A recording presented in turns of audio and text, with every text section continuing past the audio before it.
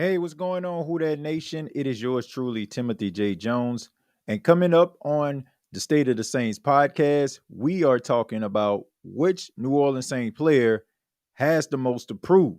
And also, if you remember this guy telling you to put a little onion in it and he guaranteed that your food will taste good, then you know where I'm at.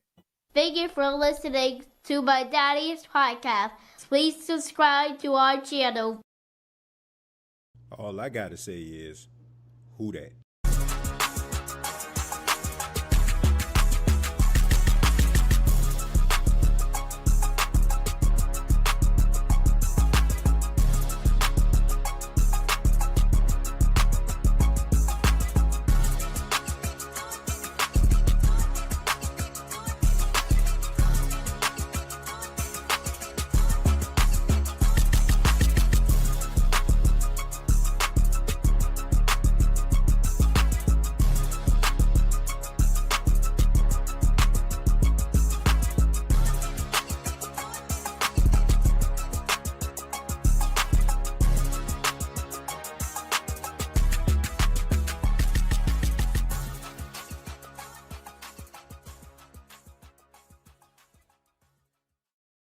Hey, what's going on, Who That Nation? It is yours truly, TJ Jones. And yes, I am the host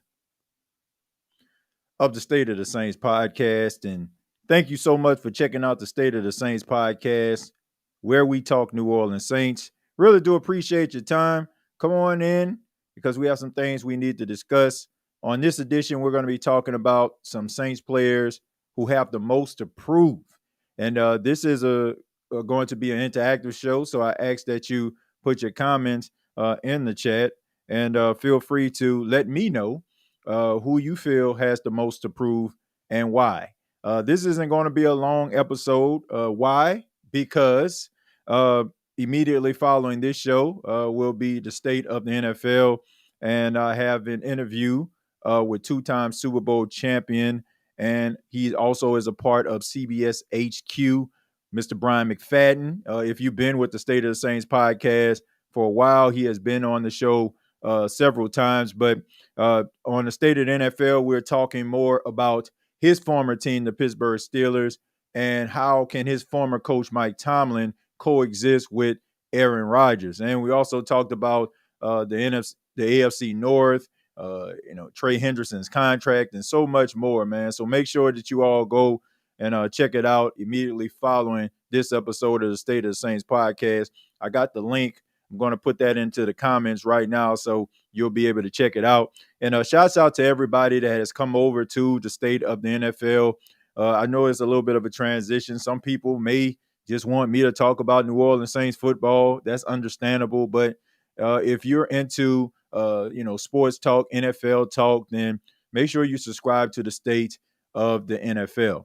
But let's go ahead and get into it, man. Let's get into it. There's several players that you can think of, I'm pretty sure, that you feel has something to prove in 2025. You look around the New Orleans Saints roster, is filled with a lot of guys with a lot of potential, a lot of talent, and, a lot of ability. And some of those guys are starting to tap into that potential, and other guys have yet to reach the potential that maybe the Saints felt they had, upon drafting them. I could think of a few guys in particular like Trevor Penning or Isaiah Foskey to name a few. But there are some guys that are really talented players, but, there's some hitches, in the road that have taken place, or rather it's, not really performing at a high level or due to injury. But there are several players on this team that have something to prove. And I looked around, the landscape of the New Orleans Saints and just thinking about a couple of these players, a lot of talented guys, but I'm going to go ahead and I'm going to start with Chris Olave. Chris Olave, to me, he has to be that number one guy for the New Orleans Saints this season. The New Orleans Saints didn't go out here to try to draft a high-profile wide receiver. They didn't try to go out here and try to sign a high-profile wide receiver because they believe in Chris Olave. They believe in his ability. There were several reports that indicated that Chris Olave may be on the move due to trade. but the New Orleans Saints pretty much said that Chris Olave isn't going anywhere. Kellen Moore came out and said that. Mickey Loomis alluded to that. So Chris Olave is the number one guy. But when you look at Chris Olave throughout his career, the most scary thing about it is he has missed so much time due to concussions. Now, I'm not going to say that this is going to be, a thing that continues to happen. I hope not, but you have to pay attention to that because we know what concussions can do and how they can affect the player on the field. We've seen so many players in the National Football League who have been really good have to cut their career short due to concussions.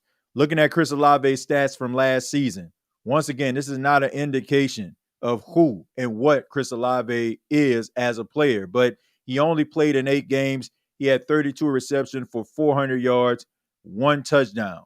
And once again, he missed 8 games last season due to concussions. I often say that if you've been watching the State of the Saints podcast, I was at the game where they played the Carolina Panthers, and that was the concussion that cost him the entire season. That was one of the most scariest injuries I've ever seen in real time. Like, I've seen guys get injured on the field at football games, etc., but to see him basically motionless for extended amount of time, I mean, that was very, very scary. Like, they cut to commercial, but if you were in that crowd, man, you were very, very concerned about Chris Olave. And that's my main concern. It has nothing to do with Chris Olave as a player. Now, I will say that I'm waiting for the Chris Olave that some people look at as a top receiver in the league to show up. I stand by my statement when I say that as of right now, I don't look at Chris Olave as a number one receiver other than on the depth chart. Now, some people might smack their lips. That's cool. But all I'm saying is, where's the number one receiver type game, production, etc.? Maybe it's because how they utilize Chris Olave. Maybe it was the fact that he missed so many games, but I am just waiting for that Chris Olave to show up. I'm not saying that Chris Olave doesn't exist. I'm saying I haven't seen it. I've seen some plays being made. I've seen some circus type catches, by Chris Olave, some great athleticism, but I have yet to see Chris Olave truly take over a game. There was a game, I want to say maybe his rookie season, where he nearly went for 200 yards against the Carolina Panthers, but that was because Jameis Winston was basically just feeding him target after target and, down the field. And he probably would have had like 200 plus yards in that game if he didn't drop a few passes. So every single year, Chris Olave gets a little bit better. And some of the questions about his game, he answers. His first year, everybody was wondering, can he make those contested catches? Going into his second season, he started to do that, but again, the injuries kind of stunt his growth. So can this be the season where he breaks through? I mean, he has yet to play 17 games throughout his entire NFL career. And if we're talking about a guy who is trying to get a contract like his counterpart, his former teammate, Garrett Wilson, he's going to have to step up. The Jets gave Garrett Wilson a contract extension a year before they had to. It's because Garrett Wilson showed that he is capable of weathering a storm, being available for them, and also being that dog that they need him to be at the wide receiver position. So the first person I feel has the most to prove on the New Orleans Saints team would have to be Chris Olave. I'll stop right there and I'll read some of your comments here. Thank you so much for those there in the chat right now. Professor says, I think Cam Jordan using voodoo for his hair. Ain't no way his hair grows that fast, and he ain't balding at this age or showing no signs of thinning. It's got to be voodoo. Well, maybe he just has good genes, man. I mean, you look at his dad, Steve Jordan. I mean, he has like a bunch of hair looking like Professor Cornel West. So, maybe it's just in his genes, man, to, don't have thinning hair, have, thick hair, and grow pretty fast. I mean, I look at his dad, so I'm pretty sure, he doesn't have an issue, growing his hair out. Seems like he has good genes in that department. TJ, how do you feel about the Teddy Bridgewater situation? Natasha, that's a good question, and thank you for asking that.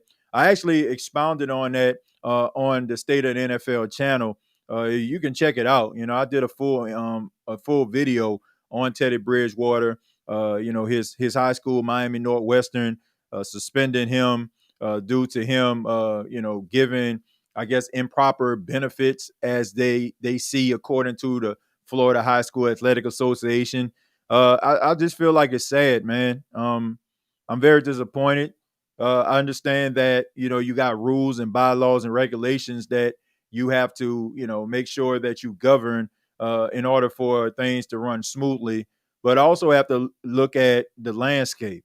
All high schools are not the same. You got some high schools, they have the proper funds to be able to do some of the things that Teddy Bridgewater was doing. Rather, it's giving their high school players food, giving them rehab when they hurt themselves, making sure they give them I guess opportunity to be able to like travel, go here and there.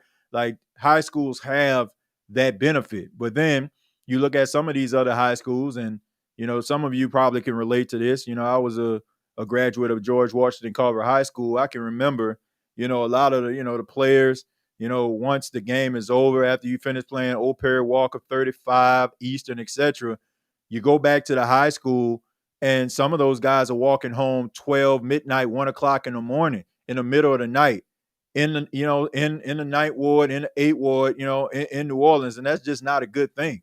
Walking towards the Press Park and the Desire Projects, like that's just not a good look. And that's very, very dangerous, man. And I just think that you have to take that into consideration. And I also commend Teddy Bridgewater for doing what he did, because he didn't have to do that. I mean, Teddy Bridgewater is a rich man. He doesn't have to like go back to his high school, man. I'm pretty sure he has generational wealth. He's had some really good contracts throughout his career, so I'm pretty sure he doesn't need the money. He just wants to give back to his community. And this wasn't something that the athletic association, busted Teddy Bridgewater on. He was very candid and open about what he did. And in a way, I feel like Teddy Bridgewater basically said all these things and did all these things in order for him to shed light on the system being a tad bit broken.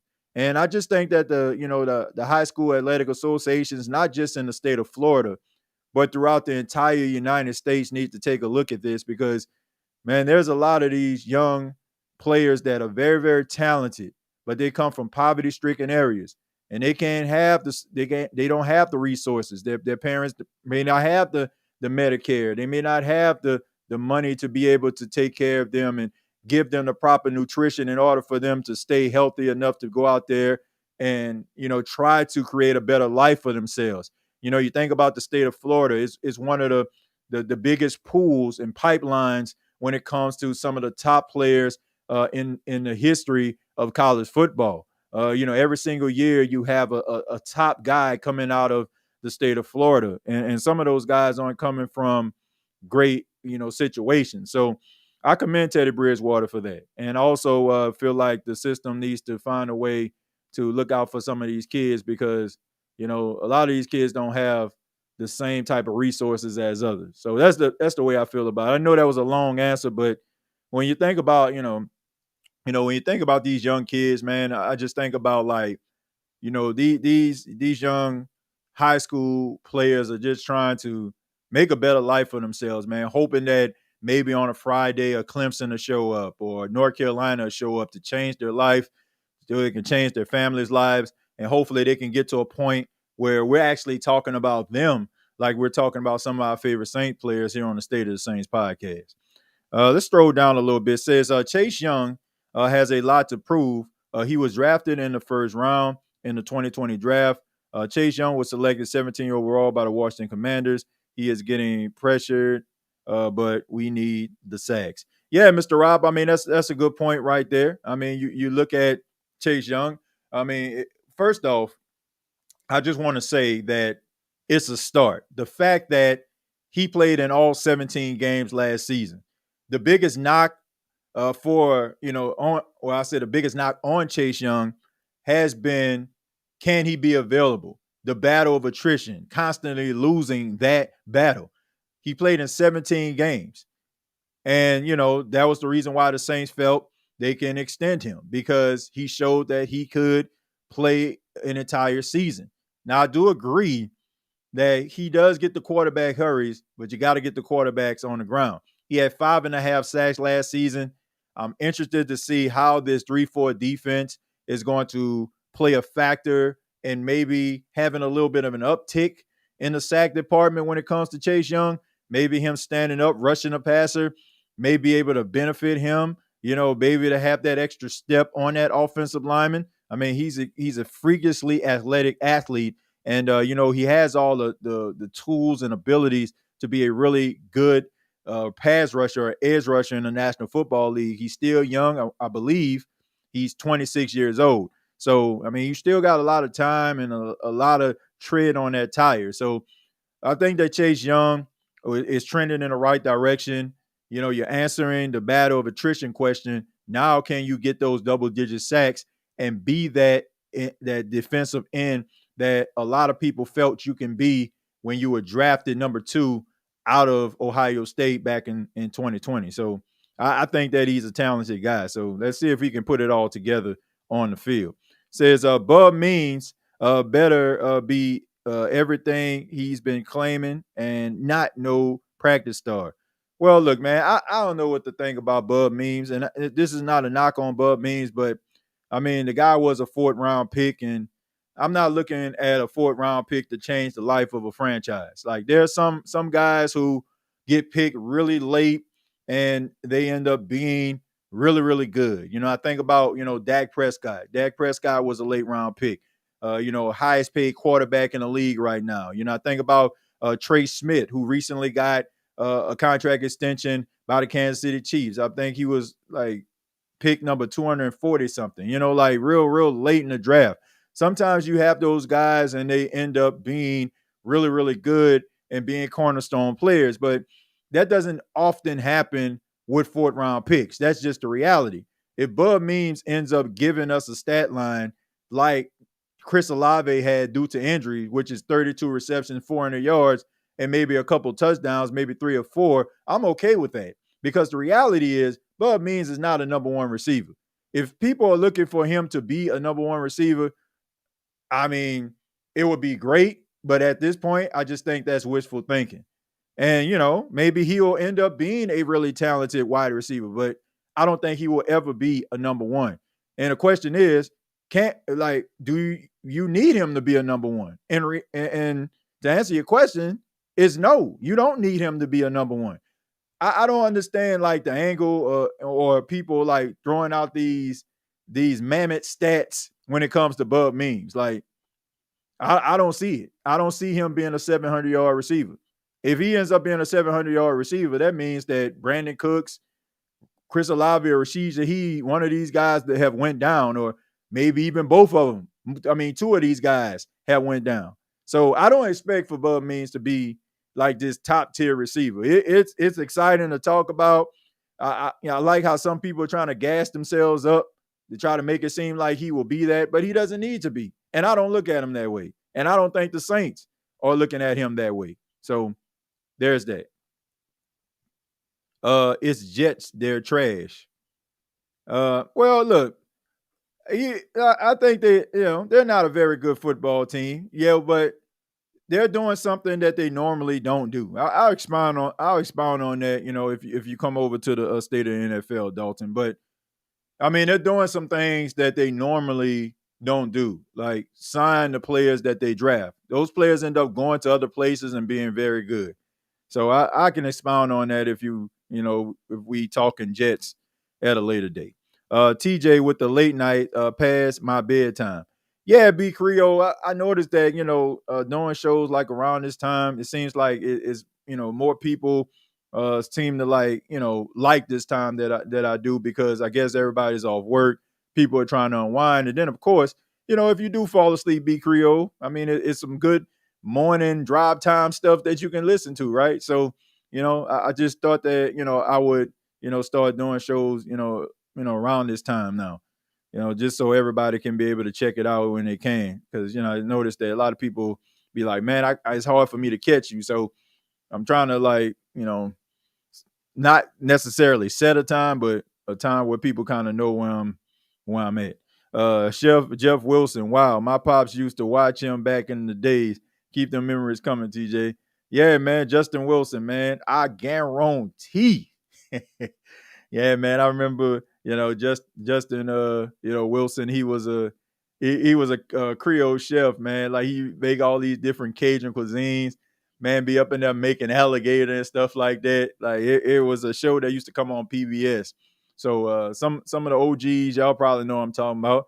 And honestly, I think every now and then, like they'll probably air some of his stuff on PBS down in New Orleans. If I'm not mistaken, but the guy's a legend, man. Used to have these cookbooks and stuff like that, making all these type of exotic Cajun cuisines. He was on public access for a long time, man.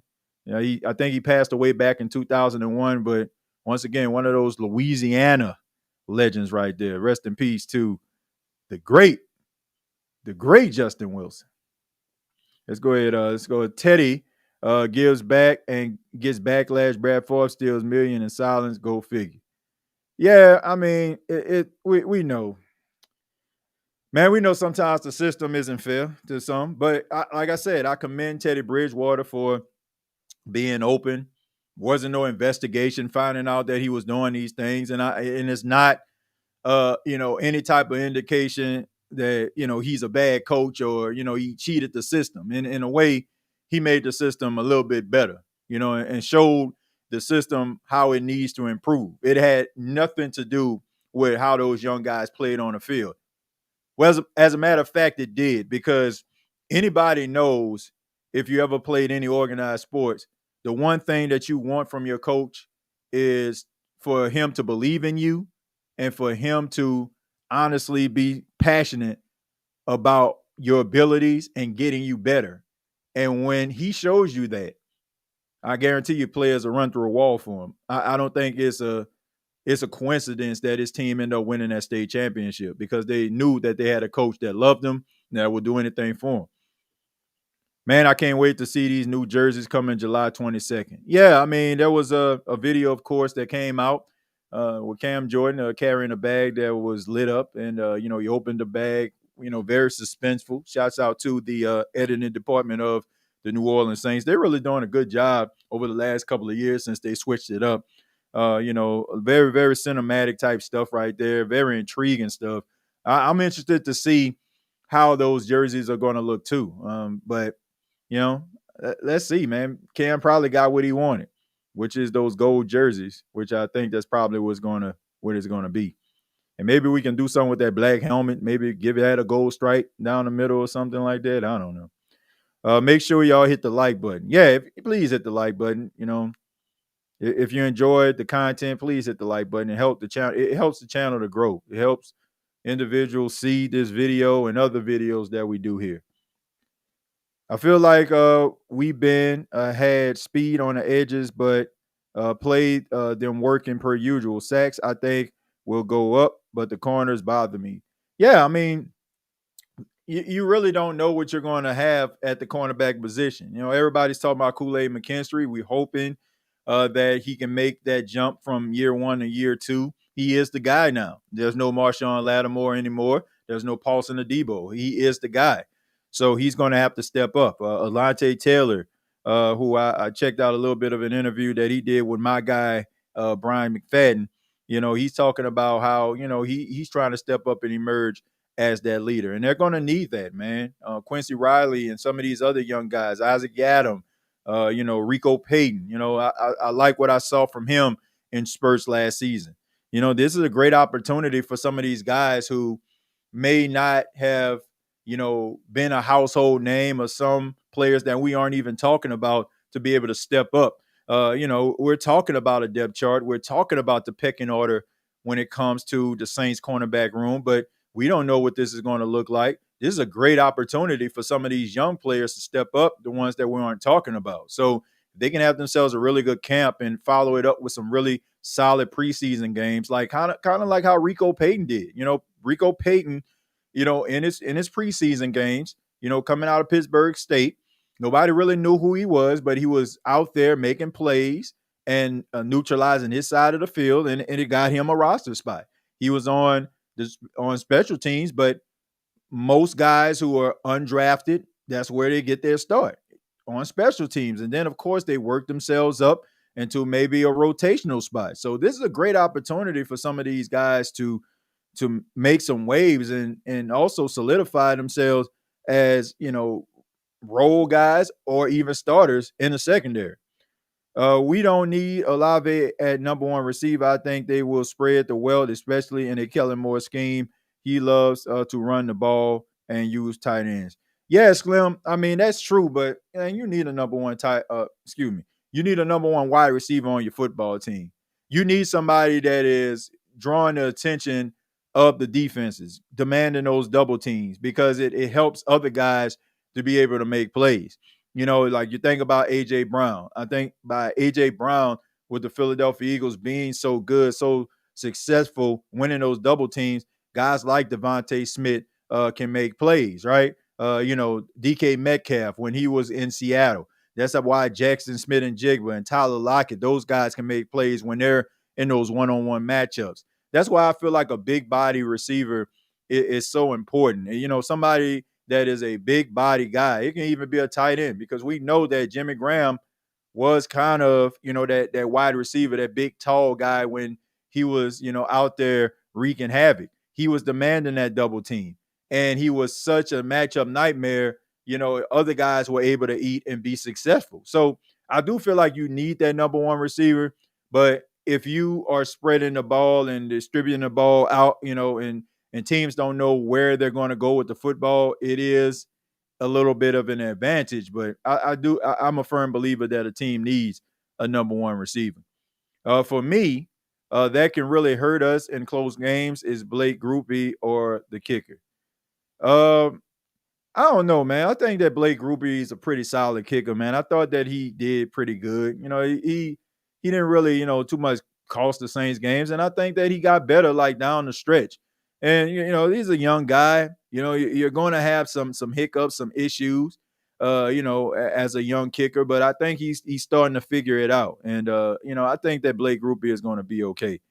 Does he have something to prove? Yeah. I mean, anytime you still have Charlie Smith on the team, the Irishman who the Saints really love and don't want to get rid of. So there must be, every moment Charlie Smith is still on his team, there's a target on Blake Grupe's back.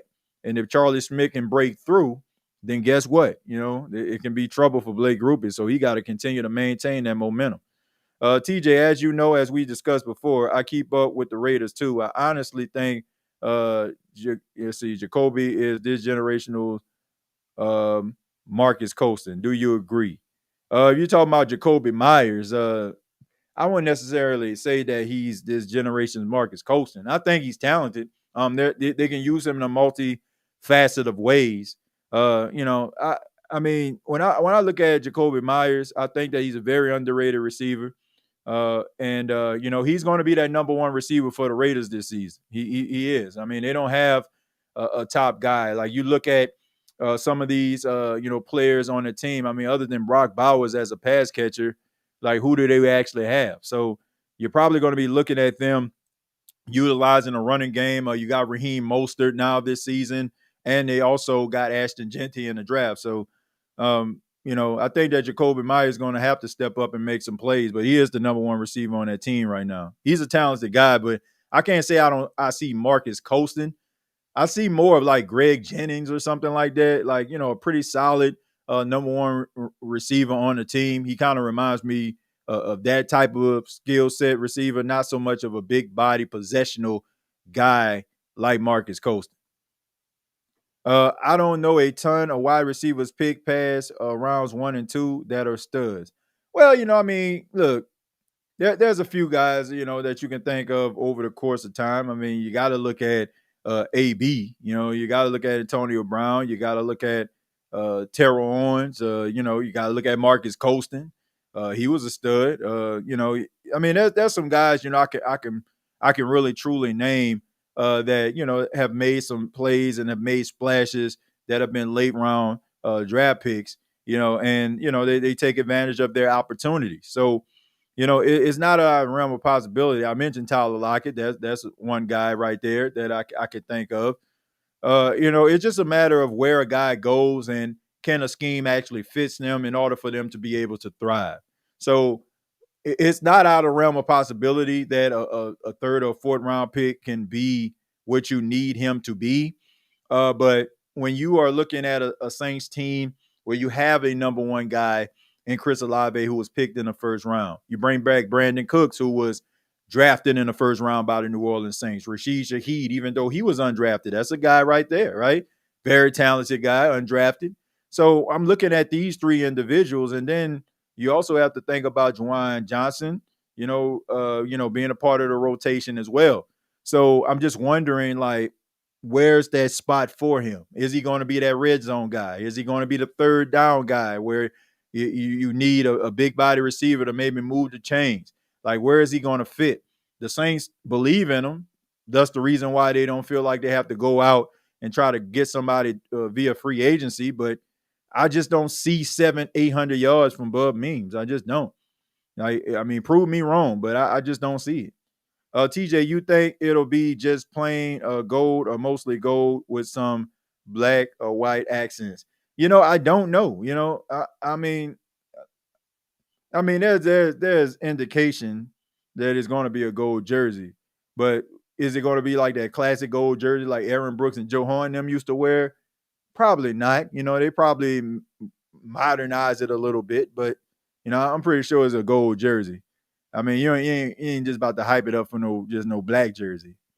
It just ain't happening. Hopefully the safeties can erase corner mistakes. Well, hopefully, these corners won't make so many mistakes that the safeties have to erase their mistakes, right? I mean, you want your secondary to be able to be on the same page. So I'm hoping that nobody has to look out for anybody and everybody's on the same page tonight. Says now I'm multitasking tonight. Yeah, I mean, look, I have like the interview that I conducted with Brian McFadden on the state of NFL going on right now, which that's the reason I'm about to end this show in just a few. But I want you all to check that out, man. I put the link inside of the comments. Check it out, man. I really have been putting a lot of work into trying to put that state of the NFL podcast together. So, like I said, if you're into the NFL and hearing NFL news, please stop by and check it out, and tell me what you think about the show. And if you like it, then hit that subscribe button so we can get that channel to grow just like this one. TJ, I was saying coasting because of his hands. Yeah, he's a talented guy. If we're talking about hands, yeah, he has some really good hands. But I mean, when it comes to like comparisons to Marcus Colston, I don't see it. I don't see it in any way. I mean, the abilities they're kind of different. Jacoby Myers, he played a little bit of quarterback. And there was some times where he'll drop back the pass, man, and throw that ball down the field. He was a really good player when he was with the Patriots, and he's been a really solid player for the Raiders. It's a crime Marcus Colston never made a Pro Bowl. Yeah, I mean, it is a crime, but you think about the 2000 aughts when when Marcus Colston, was around, the 2000s, 2010, etc. It was the time during, of the diva receiver, the polarizing receiver, right? The guys like Steve Smith and Chad Johnson, Terrell Owens was still around. Those guys were like extremely polarizing. Doing all these funny touchdown dances and having that look at me type mentality. And, Marcus Colston had more of a lunch pail mentality, man. I mean, he wasn't the loudest guy. He just went out there and did his job. And sometimes, that can be a blessing and a curse to a guy's career. Sometimes it can be a blessing because, as a fan base, you're looked at and revered and respected because the way you played the game. But also sometimes those guys end up becoming footnotes because they weren't as vocal and as expressive, as some of these other guys were. And sometimes, because those guys were so boisterous and cocky and diva-ish, they tend to be talked about more than a Marcus Coaston, more than a Vincent Jackson. May he rest in peace. Like there are so many different guys who weren't as vocal, but they just did their job. And sometimes those guys don't get looked at. But Marcus Coaston in the Saints realm is one of the best wide receivers to play the game, and I respect the hell out of Marcus Coaston. He's a really good talented player. I think about Marvin Harrison. He would probably be one of those guys too if Peyton Manning wasn't throwing him the football. So he had that benefit. Drew Brees, like as revered as Drew Brees is, like he's not looked at in NFL circles like Peyton Manning is, and we know that that's a crime. So because Drew Brees was throwing in the football, the connection between the two, like it is the holy grail of Saints football. You know what I'm saying? Watching those two go out there, do their thing. But when it comes to like other NFL circles, they're looking at other guys that maybe are more polarizing. Y'all know how it go, man. It's not so much about who did what. It's more about how they did it, right? They do it with style and pizzazz, right? They call them Quiet Storm for a reason. All right, I'm going to take a few more, then we're going to go ahead and get up out of here. It says, I'm looking forward to the season, not expecting anything but just something new. Yeah, VP. I'm expecting something just different. I don't have any expectations for the New Orleans Saints. I hope they win some football games. I just want to see some excitement and not just them getting beat to submission every single week. If I see guys going out there trying, that's good enough for me. I know what the Saints are as a team, a staff organization, and crew right now. A lot of moving parts, new moving parts. So I'm not expecting too much, but I'm just expecting some entertaining football for right now. Other guys that before we get up out of here, a couple more guys that may be on some of you's list when it comes to something to prove would be Rashid Shaheed. He only played in 6 games last season. We know how electrifying Rashid Shaheed is. Started the season. I mean, he started the season hot, man. He was like one of those guys a lot of people thought like was going to be on some Tyreek Hill type stuff last season, but of course it got cut short due to he had a knee injury, had to get surgery, and we know what he does in the kick return game.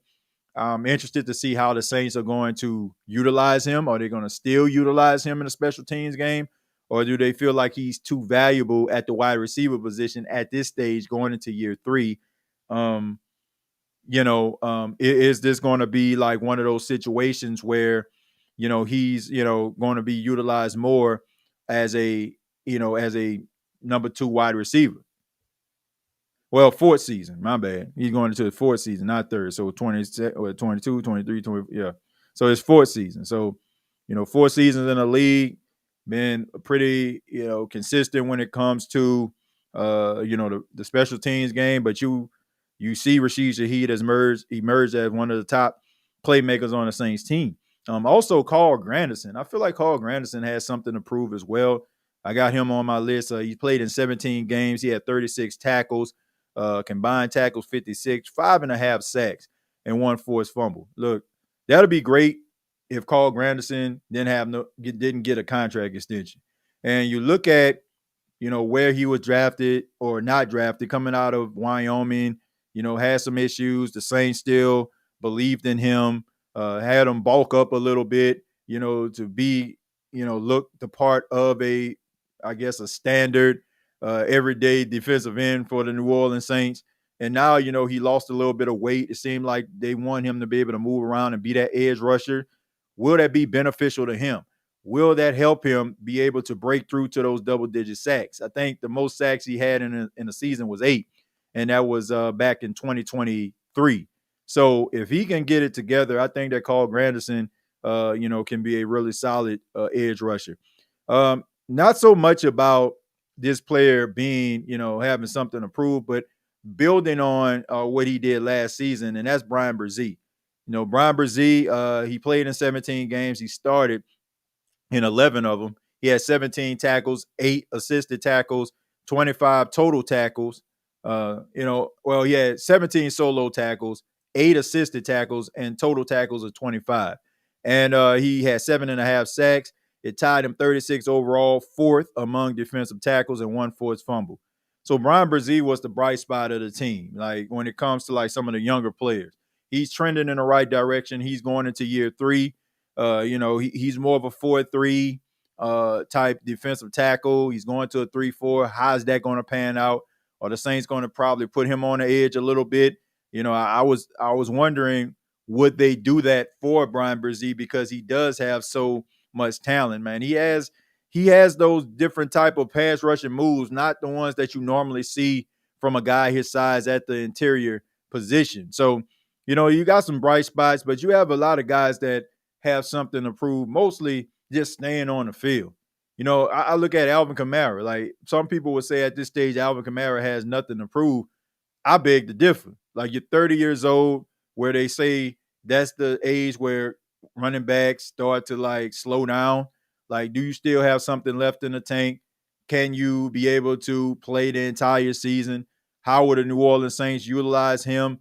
How will they be able to not give him so much of the workload, but allow some of these other backup running backs on the team to be able to assist and be able to keep Alvin upright?